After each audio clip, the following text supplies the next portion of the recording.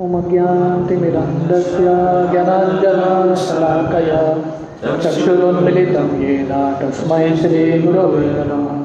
श्रीचैतन्यमनोभीष्टं स्थापितं येन भूतले स्वयं रूप कदा मह्यं ददाति स्वपदान्तिकं।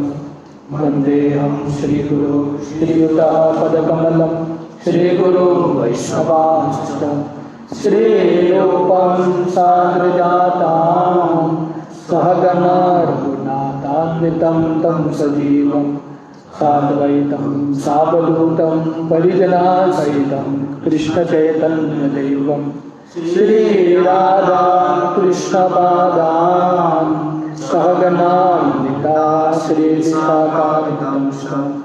नमो विष्णुपादाय कृष्णप्रेष्ठाय भूतले श्रीमते भक्तिवेदान्त स्वामी नामिने। नमस्ते सरस्वती देवे गौरवाणी प्रचारिणे निर्विशेष शून्यवादी पाश्चात्यदेशधारिणे। वञ्चाकल्पतरुश्च कृपा सिन्धुरेव च पतितानां पावनेभ्यो वैष्णवेभ्यो नमो नमः।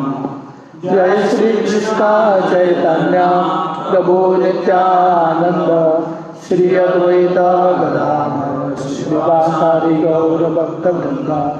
हरे कृष्णा कृष्णा कृष्णा हरे हरे हरे राम राम राम हरे हरे। हरे कृष्ण। तो हम 15वां अध्याय पे चर्चा कर रहे हैं, द पांडवास रिटायर टाइमली। तो यहाँ तक हमने चर्चा किया कि कैसे अर्जुन जब द्वारका से वापस आते हैं तब युधिष्ठिर के प्रश्न का उत्तर देने लगते हैं अर्जुन कि क्यों वो इतना दुखी है। तो अर्जुन बोलते हैं कि कृष्ण अभी ये दुनिया से चले गए हैं उनके धाम, इसलिए अर्जुन इतना विलाप कर रहे हैं। और उसके बाद अध्याय में वर्णन आता है कि कैसे अर्जुन अलग अलग उनके ज़िंदगी के मोड़ पे जब कृष्ण की कृपा से उनको सफलता मिलता है वो सब याद करते हैं। और हमने देखा कि श्रील प्रभुपाद बहुत से तात्पर्य में बताते हैं कि ये भक्त का लक्षण है कि उसकी ज़िंदगी में जो भी होता है वो कृष्ण का हाथ देखता है। तो अर्जुन हालांकि इतने सक्सेसफुल यशस्वी व्यक्ति हैं, फिर भी उन्होंने क्रेडिट लिया नहीं, हमेशा क्रेडिट भगवान को दिया। प्रभुपाद ने ये स्टेटमेंट लिखा था, we should never be proud of borrowed plumes. हम किसी से फल उधार लेते हैं, हमको गर्व होने की क्या ज़रूरत है। तो वैसे ही सब शक्ति भगवान ही दे रहे हैं, इसलिए जब भी हम सफल होते हैं हमको कृपा, हमको जो यश है उसका जो श्रेय है भगवान को देना चाहिए। तो इस तरह से अलग अलग एपिसोड, अलग अलग परिस्थिति अर्जुन बताते हैं युधिष्ठिर को और समझाते हैं कि हर एक अवस्था पे कृष्ण ने उनकी मदद की। और बाद में अर्जुन कृष्ण के उपदेशों का स्मरण करते हैं, कुरुक्षेत्र के रणभूमि में जो उपदेश कृष्ण ने दिया था। क्योंकि उस समय भी अर्जुन विलाप कर रहे थे, शोक में थे कि युद्ध कैसे करूं, मैं अपने स्वजनों को कैसे मारूं। हाँ, तो उनके विरह में, होने वाले विरह में दुखी थे। और यहाँ पे वही अवस्था है, फिर से अर्जुन फिर से दुखी हो गए और अर्जुन फिर से गीता का स्मरण करने लगे।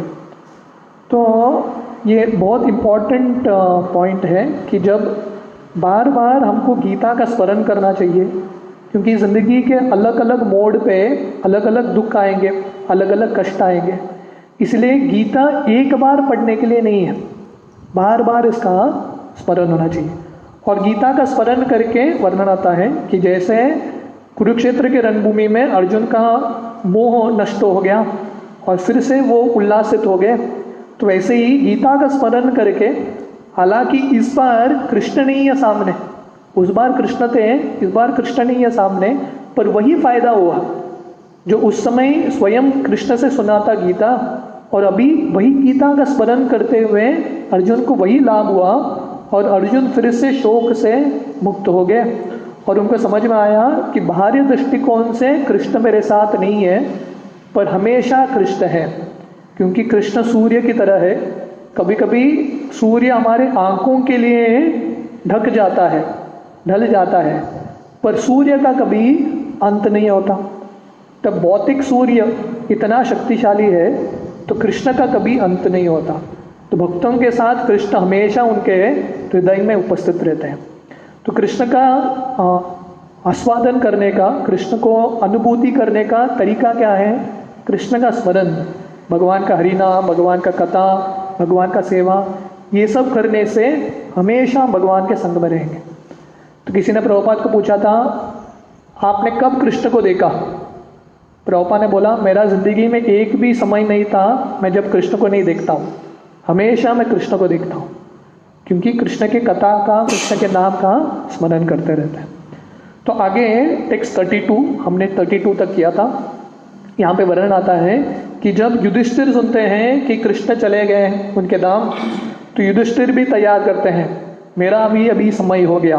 वो निश्चित करते हैं, मैंने अपना कर्तव्य कर लिया, युद्ध कर लिया, धर्म का स्थापना किया, कृष्ण की मदद की मैंने, अभी वो परीक्षित को राजा बना के हिमालय की ओर प्रस्थान करने के लिए तैयार हो जाते हैं। तो हमने यहाँ तक पढ़ा था। अभी हम टेक्स्ट 33 से कंटिन्यू करेंगे। टेक्स्ट 33, प्रतापी अनुश्रित्य धनंजयोदितं नाशं यदूना भगवद्गतिं च ताम् एकांत भक्त्या भगवती अदोक्षजे निषेव आत्मा उपराम संस्ते। Translation. Kunti, after overhearing Arjuna's telling of the end of the Yadu dynasty and disappearance of Lord Krishna, engaged in the devotional service of the transcendental personality of Godhead with full attention and thus gained release from the course of material existence. तो जब अर्जुन युधिष्ठिर के साथ संवाद कर रहे हैं, बता रहे हैं कि कृष्ण भी चले गए, यदुकुल का नाश हो गया, तो कुंती भी सुनती है। और कुंती भी उस समय सब कुछ छोड़ के भगवान की भक्ति में पूरे तरह से अनन्य भाव से लग जाती है और इस तरह से उसके जो भौतिक कल्मश हैं उससे मुक्त पाती है। यत्पाद पंकज पलाश विलास भक्त्या कर्माश्रयम ग्रथितम उद्ग्रतियंति संत। तो भागवत में वर्णन आता है कि कृष्ण का स्मरण करने से, कृष्ण का भक्ति करने से हमारे हृदय में जो ग्रंथि है वो सब टूट जाता है। तो अर्जुन का मोह टूट गया कृष्ण का स्मरण करने से, युधिष्ठिर तैयार हो गए और कुंती तैयार हो गई। ये देखिए पांडव का परिवार कितना महान है, कोई भी आसक्त नहीं है ये दुनिया से, हर एक का आसक्ति है कृष्ण के साथ। तो अगर डिटैचमेंट चाहिए, लोगों को वैराग्य चाहिए, detachment from maya is possible only when there is attachment to Krishna. भौतिक दुनिया से वैराग्य प्राप्त करने के लिए कृष्ण के साथ आसक्ति चाहिए, हाँ, तभी ये भौतिक दुनिया का बंधन छूटेगा। तो ये महान भक्तों का कुंती, उनके पुत्र अर्जुन, युधिष्ठिर, बाकी के पुत्र और उनके पोते परीक्षित, सबका यही ट्रेनिंग रहा पूरे परिवार का। क्या ट्रेनिंग? भगवान की भक्ति पूरे तरह से, क्योंकि अनन्य भक्त थे भगवान के, पूरे तरह से भगवान के साथ आसक्त थे, इसलिए भौतिक दुनिया के साथ आसक्ति बिल्कुल नहीं था, हमेशा तैयार थे छूटने के लिए। तो ये महान उदाहरण है। युधिष्ठिर भी तैयार हो गए और कुंती भी तैयार हो गई, किसी को उनको बोलना नहीं पड़ा, स्वयं से उन्होंने डिसाइड कर लिया अभी समय है पूरे तरह से भगवान की भक्ति करने का। Purport, the setting of the sun does not mean the end of the sun. तो जब सूरज ढलता है, इसका ये मतलब नहीं है कि सूरज समाप्त हो गया, सूरज का समाप्ति नहीं है। It means that the sun is out of our sight. इसका इतना ही मतलब है, हमारे दृष्टि के लिए सूरज नहीं है। तो सूरज ढल गया किसके लिए है? हमारे लिए है। कहीं और सूरज है दिख रहा है। Similarly, the end of the mission of the Lord on a particular planet or universe only means he is out of our sight. तो वैसे ही जब भगवान का कार्य लीला एक धरती पे या एक ब्रह्मांड में समाप्त होता है, उसका मतलब है वो ब्रह्मांड और वो लोगों के लिए अभी कृष्ण के सूरज दिखेंगे नहीं। The end of the Yadu dynasty does not mean it is annihilated. तो यदुकुल का नाश का मतलब ये नहीं कि यदुकुल के लोग पूरे तरह से चले गए, नहीं। इसलिए हम बाहरी दृष्टिकोण से समझना नहीं चाहिए। उस दिन मुझे कोई पूछ रहा था कि यदुकुल के लोग कृष्ण के भक्त हैं, वो एक दूसरे के साथ ऐसा झगड़ा क्यों करते हैं? अच्छे तरह से जा सकते थे वो भगवान की भक्ति जप करते हुए। नहीं, भगवान और भगवान के भक्तों के जो आविर्भाव, तिरोभाव और उनकी लीला है, हमारे दृष्टिकोण से समझते नहीं है। हमारा आंक धोखा देगा। इसलिए शास्त्रों का आंक, श्रद्धा का आंक की ज़रूरत है। It disappears along with the lord out of our sight. तो जैसे कृष्ण का आगमन होता है और कृष्ण चले जाते हैं, वैसे ही उनके महान भक्तों का आगमन होता है, आविर्भाव होता है, और सही समय पे उनका कार्य करते हुए वो भी लीला समाप्त करते हैं। As Maharaj Yudhishthir decided to prepare to go back to Godhead, so also Kunti decided, and thus she fully engaged herself in the transcendental devotional service of the Lord, which guarantees one a passport for going back to Godhead after quitting this present material body. तो जैसे युधिष्ठिर ने तैयार कर लिया, ये समाचार सुन के कृष्ण चले गए भगवत धाम जाने के लिए, तो कुंती भी तैयार हो गई। ऐसे महान भक्तों का बैग हमेशा पैक रहता है, बोलो निकलने के लिए तैयार है, रेडी है, ज़्यादा समय नहीं लगता। तो कुंती भी तैयार हो गई भगवत धाम जाने के लिए। और प्रभुपाद बोल रहे हैं भक्ति का मार्ग लेके। तो भक्ति का मार्ग क्या करता है? Guarantees a passport. विदेश जाने के लिए, बाहर के देश जाने के लिए एक पासपोर्ट की ज़रूरत है। अगर पासपोर्ट नहीं है, विदेश नहीं जा सकते। वैसे ही भगवान के धाम जाने के लिए अलग ही एक लोक है, पासपोर्ट चाहिए। वहाँ पे पासपोर्ट चेक करेंगे। जैसे आप दूसरे देश में जाएंगे, इमिग्रेशन होता है उधर, वहाँ पे आपके पासपोर्ट, वीज़ा वगैरह चेक करते हैं, सब डॉक्यूमेंट सही है तभी दरवाज़ा खोलेंगे, नहीं तो उधर से ही बाहर दूसरा फ्लाइट लेके वापस आ जाओ। तो भगवत धाम जाएंगे तो पासपोर्ट देखेंगे। पासपोर्ट क्या है? भक्ति किया है क्या? ज्ञान मार्ग, कर्म मार्ग, अष्टांग मार्ग से भगवत धाम में एंट्री नहीं मिलता, वो पासपोर्ट उधर वैलिड नहीं है। भक्ति का पासपोर्ट चाहिए। तो इसलिए कुंती और युधिष्ठिर भक्ति करते हैं। The beginning of devotional service to the Lord is the beginning of spiritualising the present body, and thus an unalloyed devotee of the Lord loses all material contact with the present body. तो भक्ति का मार्ग करने का मतलब क्या है? हर एक चीज़ को जो हमारे संबंध में आता है उसको आध्यात्मिक बनाना, कृष्णमयी बनाना। हाँ, तो इसलिए प्रभुपाद ने ये मार्ग दिया है, हर एक चीज़ को हम कृष्णमयी कर सकते हैं। जैसे एक ये माइक है, हाँ, या जैसे एक माइक है, स्पीकर है, जो भी है, ये सब क्योंकि हम भगवान की सेवा में उपयोग कर रहे हैं, ये सब कृष्णमयी हो गया। तो वैसे ही जब ये शरीर को भी हम भगवान की सेवा में यूज़ करते हैं, ये शरीर भी आध्यात्मिक बन जाता है, स्पिरिचुअल बनता है। तो वैसे ही प्रभुपाद बोल रहे हैं। तो इसलिए जो भगवान के महान भक्त हैं, अनन्य भक्त हैं, वो शरीर में होते हैं, फिर भी ये भौतिक पदार्थ के साथ, ये गुणों के साथ उनका संपर्क नहीं होता, वो जीवन मुक्त होते हैं। या हस्य हरे दासे कर्मणा मनसा गिरा निखिलास्तु अव्यवस्थासु जीवन मुक्त से उच्चते। क्योंकि ये ऐसे महान भक्त उनके शरीर से, उनके कार्य से, उनके मन से हमेशा भगवान का चिंतन कर रहे हैं, उनका शरीर भी स्पिरिचुअल हो जाता है, आध्यात्मिक बन जाता है।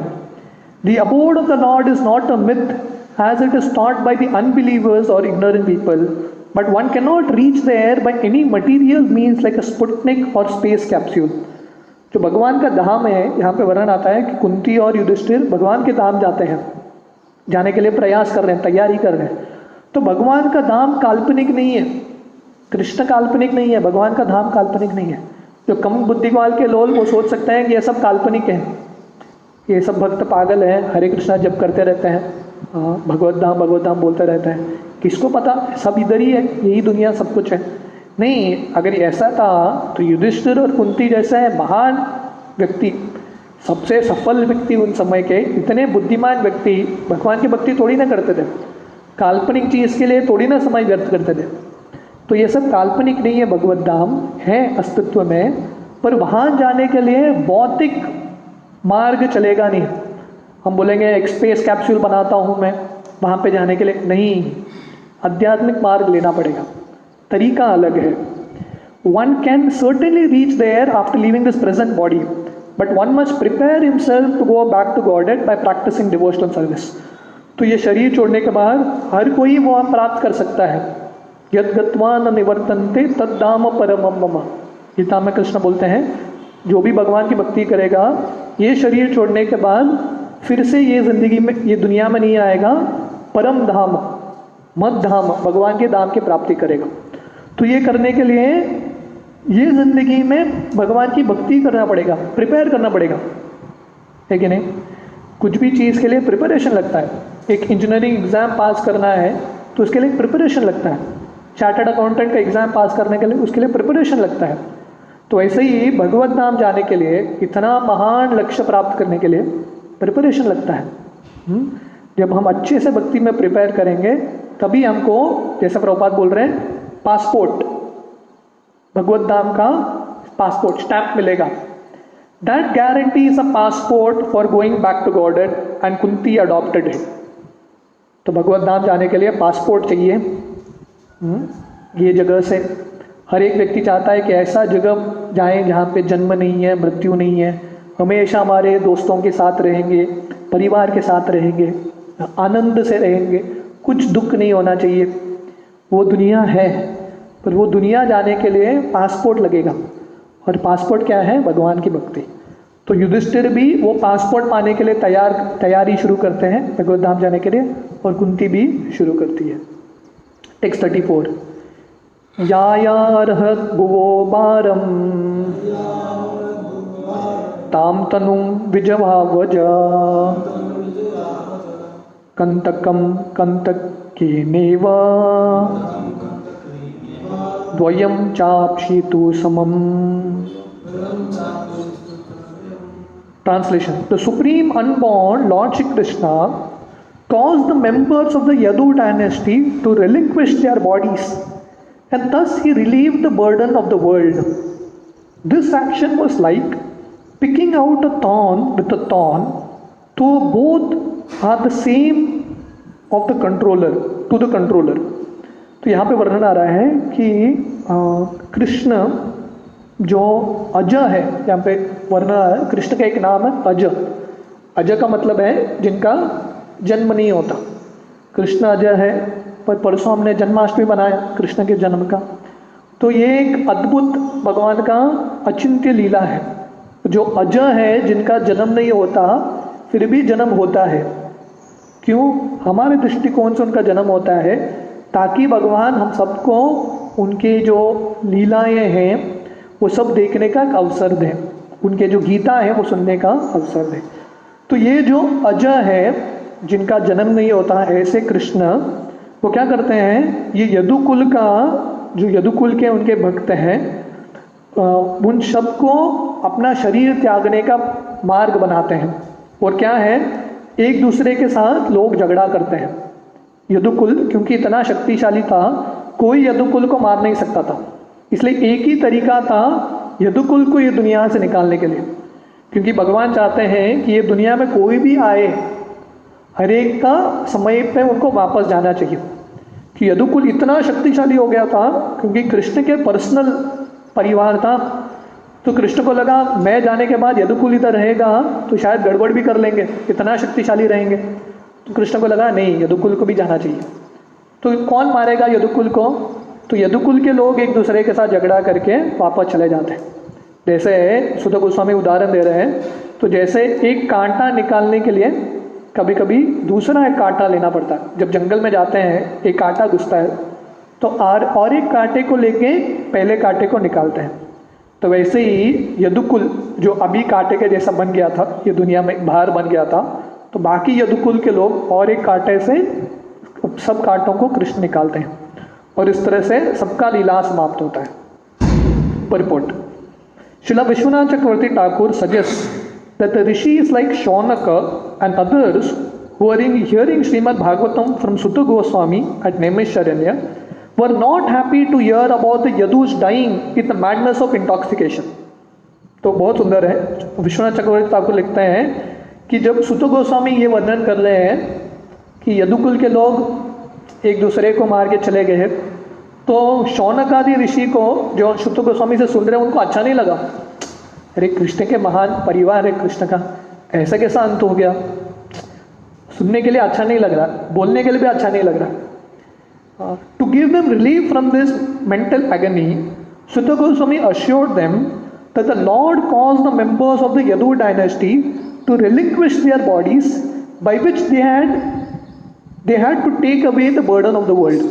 तो इसलिए क्योंकि सुत गोस्वामी की समझ में आ गया कि शौनक आदि ऋषि उनको मानसिक कष्ट हो रहा है ये सुन के कि यदुकुल के लोग नशा में एक दूसरे को मार के चले गए, तो उनके जो मानसिक तनाव है, जो कष्ट है, पीड़ा है, वो कम करने के लिए सुत गोस्वामी बोलते हैं नहीं, ये कृष्ण का इच्छा था कि कृष्ण चाहते थे ये धरती का भार कम हो जाए, और कृष्ण का इच्छा था यदुकुल का भी अंत होना चाहिए, यदुकुल का भी लीला समाप्त होना चाहिए।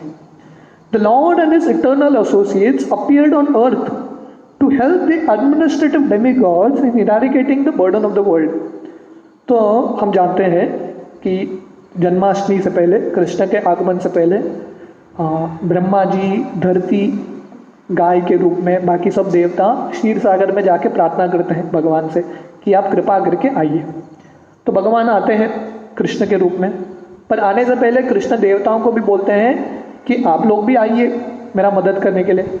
तो कृष्ण अलग देवता और कृष्ण के पार्षद सब यदुकुल के रूप में आते हैं, हाँ, कृष्ण की लीलाओं के में मदद करने के लिए। He therefore called for some of the confidential demigods to appear in the Yadu family and serve him in his great mission.